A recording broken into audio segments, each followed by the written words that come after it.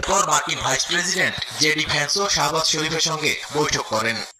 এদিকে কাতারে ইরানের জব্দকৃত সম্পদ ফেরত দিতে যুক্তরাষ্ট্র সম্মত হয়েছে বলে ইরানি সূত্রের বরাতে জানিয়েছে ব্রিটিশ বার্তা সংস্থা রয়টার্স। যদিও এমন দাবি অস্বীকার করেছে হোয়াইট হাউস। আলোচনার মধ্যে উত্তপ্ত হয়ে উঠেছে লেবানন পরিস্থিতি। সশস্ত্র গোষ্ঠী হিজবুল্লাহ ইসরায়েলি অবস্থানে রকেট হামলার দাবি করেছে।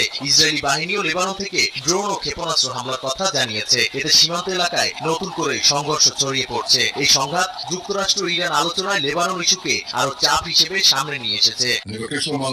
এর মধ্যে মঙ্গলবারে ওয়াশিংটনে লেবানন ইসরায়েলের যুদ্ধবিরতি নিয়ে বৈঠকে হিজবুল্লাহ উপস্থিত থাকলে আলোচনায় বসবে না বলে সাফ জানিয়েছে তেল আবিব। নাদিম মারজান, সময় সংবাদ।